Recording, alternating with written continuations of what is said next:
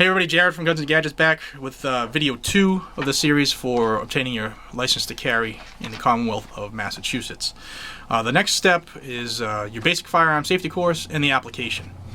So your basic firearm safety course, I'm going to try to do this from the perspective of somebody who has little to no experience in firearms, because that's what that course is actually geared towards. If you have any experience in guns, it's going to be like depending on your instructor and the curriculum he's teaching, it could be a bore and it could be really exciting. So do your homework. There are a lot of people that teach the class around the state. When you go to the police department, your local PD, you can request a list of people in the area who teach the class. They should know who does it in the area because it's a requirement for the licensing process. Most of your reputable gun dealers will offer the class. Your bigger gun ranges where you can rent firearms and stuff like that, they'll provide the course there. And you can also find private firearms instructors. Like I used to teach the course all the time. It depends on, I guess, the location of where you live and how many instructors are in your area, but it's readily available. The catch is the cost is all over the map. You're going to find your average of the class is probably between $75 and $100 if your class has live fire, if it's going to actually bring you to a range where you actually get some trigger time to put some of the fundamentals to work. There are bare minimum classes that don't require the range time, but if I were you, I would make sure that you get some range time because it would behoove you further down the road anyway. So you get you take your course, and it's an all-day affair most of the time. Your basic firearms nomenclature, your pieces, like what's your slide, what's your frame, where's the grip on a revolver and a semi-automatic pistol. The revolver will go over the frame and the cylinder, etc. Then you'll go over the same thing on ammunition, primer, bullet, casing, etc. And then you'll also talk about the fundamentals of shooting, grip, stance, sight alignment, breath control, trigger squeeze, follow through, etc. And you'll do some dry fire drills, or with some dummy rounds for reloading and stuff like that. And I used to try to make my class enjoyable. So if you know somebody who does training and they might teach the course and you like that person, get along with them, see if they'll run a class. It's tough to do it for one person, but if you get a bunch of people interested, usually money talks. So your instructors will do that. The other ranges and like gun shops will schedule a class, and they'll have people apply to take them that way.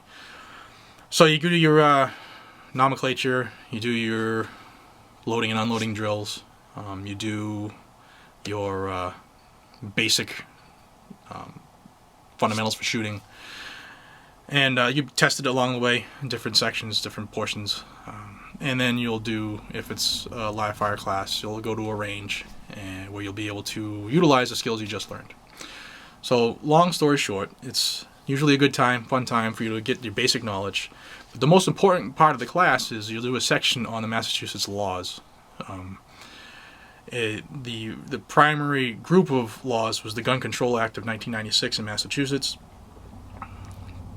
Basically, the Brady Bill plus.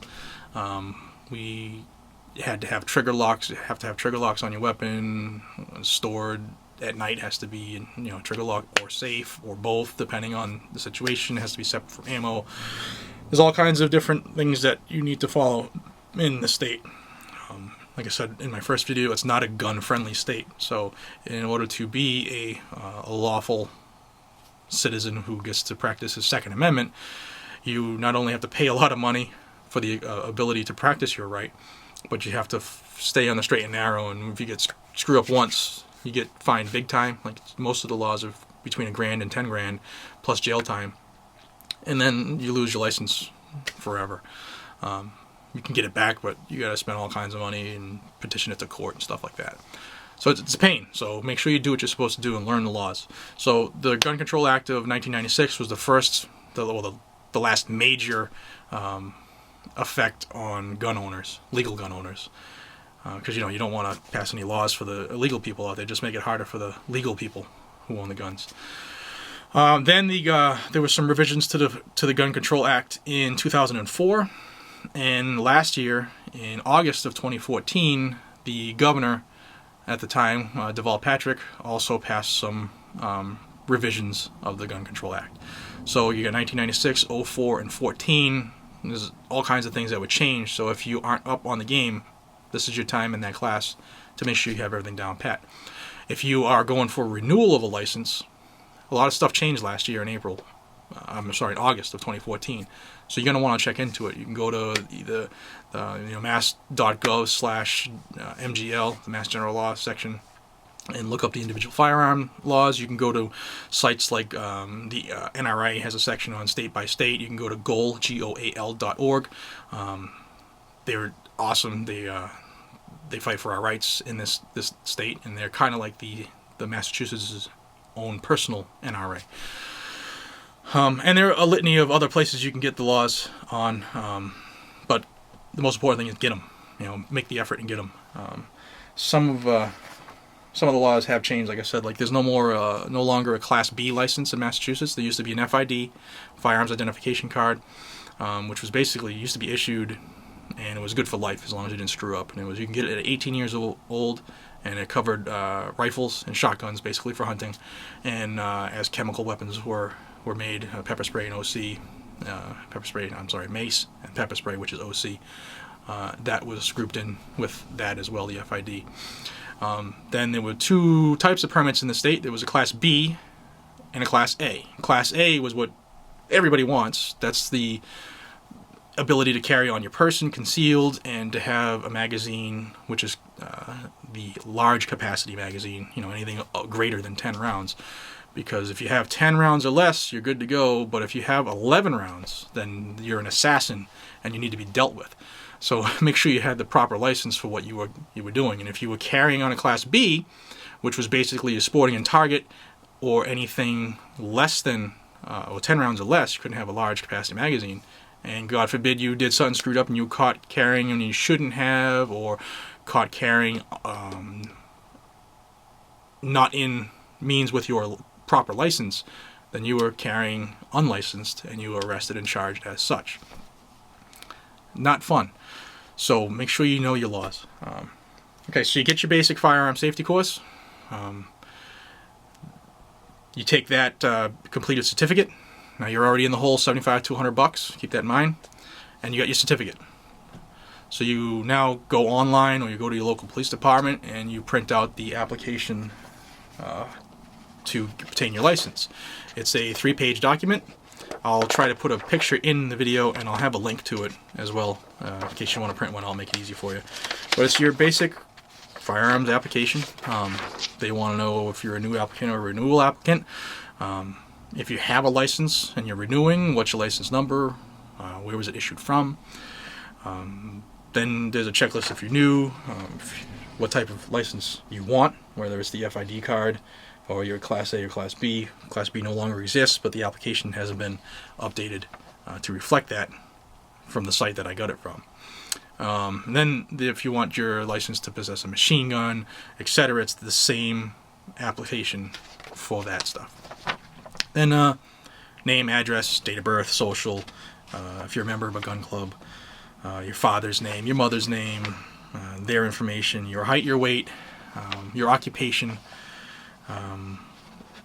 your employer's information, where you can be found at any time. And then it has a couple questions. In Massachusetts, these are specific to us. I don't know. I know every state asks certain things, but Massachusetts, there are 14 questions that you have to answer. So I'll go over the questions real quick so you can have a heads up when you print out your license. Okay. First is, are you a citizen of the United States? Enough said. Have you ever used or been known by another name, and if so, please explain. What is your age? Because you have to be 21 in Massachusetts for a firearms permit, like LTC Class A or former Class B.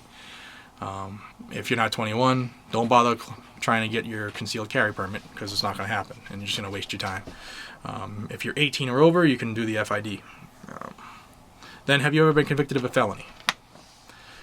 In Massachusetts, there's a ton of different laws that they can, I guess, determine you're not eligible and disqualify you if you broke those laws. So this is where they start to ask those. The fifth question is, have you been convicted of unlawful use, possession, or sale of a narcotic or harmful drug as defined in the Mass General Laws, Chapter 94C, Section 1? If you don't know, go and research and pull up Mass General Law 94C, Section 1, and there's a whole bunch of things in there, and if you triggered one of those, then that is a yes, you've been in trouble with it. The next one is, have you ever been convicted of a crime punishable by incarceration by more than 1 year? So they're looking for like your serious misdemeanors and obviously your felonies. 7, in any state or federal jurisdiction, have you ever been convicted as an adult or adjudicated a youthful offender or delinquent child for the commission of A, a felony, B, a misdemeanor punishable by imprisonment for more than 2 years, C, a violent crime as defined under Mass General Law, Chapter 140, Section 121, D, a violation of any law regarding the use, possession, ownership, sale, transfer, rental, receipt, or transportation of weapons or ammunition for which a term of imprisonment may be imposed. Not whether you went to prison, but if the possibility of being sent to prison for that charge. That's the catch. And then E, a violation of any law relegating the use, possession, or sale of a controlled substance as defined in Section 1 of Mass General Law, Chapter 94C, which is the drug section. So there's a whole bunch of things you can get grouped into really easy there to disqualify you. So make sure you do your homework. It's always easier to know, hey, I don't qualify, than to be embarrassed in the process when they bring you in, or you get that denial letter. You know what I mean? 8, have you ever been confined by any hospital or institution for mental illness? 9, have you ever been under treatment for any confinement for drug addiction or habitual drunkenness? Okay, so they're looking for mental issues, they're looking for narcotic issues, they're looking for alcohol issues. If you lie, they will find out. So be honest, because they do a record check. Speaking of record checks, if you have a sealed record in the Commonwealth of Massachusetts, it will be opened for this process. So just don't think, hey, man, I was a wild child when I was young, but my record's sealed, so I'm good to go. Wrong.